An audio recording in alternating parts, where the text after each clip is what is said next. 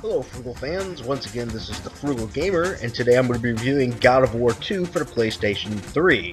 Now first off, this version of God of War 2 was originally on PlayStation 2, but you can purchase it digitally or through several other sets. For example, this version of what I'm using is through the God of War Saga, which I will be reviewing every game on, as well as it as an overall package. Now, God of War 2 is a third-person action-adventure video game. It was developed by Santa Monica Studios and published by Sony Computer Entertainment. It was first released for the PlayStation 2 console in March of 2007. It is the second installment of the God of War series and a sequel to the 2005 game God of War. And as you've seen, I reviewed the first God of War, and so this is a direct continuance of the story from that. The game is, once again, like the first one, loosely based on Greek mythology, and it's set in ancient Greece. The player controls the protagonist Kratos, who is the new God of War now in this game, because he killed the former God of War, Ares, in the first game. So, in this game, Kratos now is betrayed by Zeus, who is the king of the Olympian gods. He strips Kratos of all of his godhood and special skill powers, if you will, and then he kills him. But as Kratos is dragged to the underworld, he's saved by the Titan Gaia, who instructs him to find the Sisters of Fate, and they allow him to travel back in time to avert his betrayal so he can get revenge on Zeus. Now, the gameplay in this game is very similar to the first game. It focuses on combo-based combat, achieving this through his main weapon, the Athena's Blades, just like in the first game, as well as secondary weapons that you acquire throughout the game. Also, like the first game, it has quick time events that require the player to complete various game actions based on time sequences to usually defeat stronger enemies or bosses. Now, a player can use up to 4 magical attacks and a power-enhancing rage ability as alternative combat options. So you can use the magics to help you out in bad situations or for certain things, as well as slow down time and things with certain elements. So once again, this game is more of a combat game, but it also, when you start maybe feeling overwhelmed by combat, it brings you back to puzzles and platforming elements to give it a nice breakdown. This game even adds flight in certain situations to mix it up even more. The puzzles are a little more complex than the first one, but still not overwhelming. The graphics are even a step further ahead than what they were in the first one, making the graphics even better. As you see here, it's quite beautiful. The God of War 2 features more impressive puzzles overall, as I mentioned, a little bit more complex, and I believe, in my opinion, it has more bosses too, and the bosses just seem more epic than the original game. So it really gives a larger-than-life feel, like the deck is stacked against you. The game seems much more brutal also than the first. A little bit more bloody, and a little bit more brutal tactics that are being used, as well as some stylistic elements like you see here. It seems like the developers really learned how to push the graphical capabilities of the system between the first game and the second. The first God of War looked great, but this even trumps the first game visually. Also, the sounds on this game are fantastic, much like the first one. The music really adds the right theme to the game. Like the first game, the player finds chests as well in this game, colored green, blue, red, and in this one gold as well.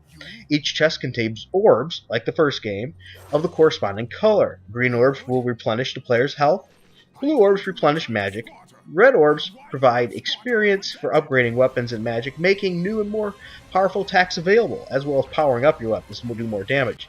The gold orbs will replenish your rage meter, and so you can use your rage ability, which is pretty awesome, which adds increased damage and a neat visual element. Red orbs are also collected in this game by killing foes and destroying certain inanimate objects, so break things as you go. As in the original game, the player can find Gorgon eyes and Phoenix feathers too in unmarked chests. The eyeballs and feathers will either increase your health, if it's the eyes, or your magic meter with the feathers. The player can also find 3 Uber chests. 2 of these chests will provide additional increments to your health as well as magic meters. And the third chest contains an abundance of red and gold orbs. Now, there are also several urns hidden throughout the game, which if completing the game at the end, when you complete it, it'll give you what's called the challenge mode, and it'll unlock special abilities for use during bonus play. So this game Gives you a lot of plays. You see here the bosses are fantastic looking. I will say, parents should beware, much like the first one, maybe even more so to be honest. This game has a sexual minigame as well, so it's very violent, has a sexual minigame. This is not for young kids. It shouldn't be in their hands, to be honest with you. Now, there is some pros and cons to this game, as I always say to each one. This game is more brutal than the first. This is not a game for young kids.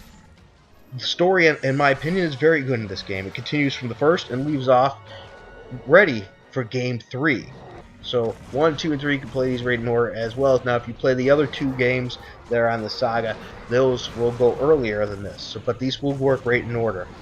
The graphics are great, as I said, and it pushes the PlayStation 2 capabilities, and I think it holds up the most PlayStation 3 games.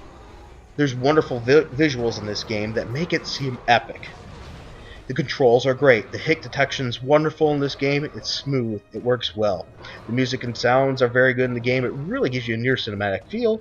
And the game, as I said, introduces new elements like flying, and you can glide later on. If you feel the game becomes too challenging, you can always select it to a lower, easier level. Or if you want a harder challenge later, you can boost the level and play it at a harder level.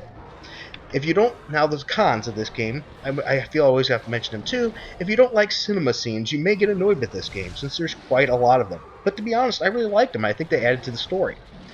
Sometimes quick time events can get tedious, and this game does use a lot.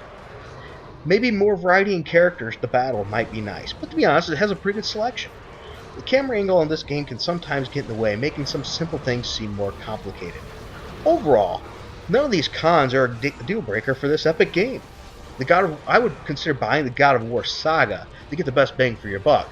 The game has a lot of content to keep you playing for many hours.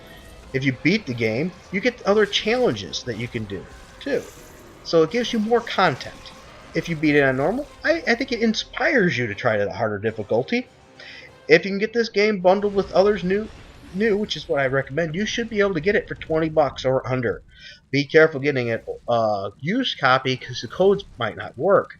So make sure the codes work if you get a used copy. But overall, you should be able to get this for less than $20, and you get 5 games. And to be honest, this game alone is worth the price of admission.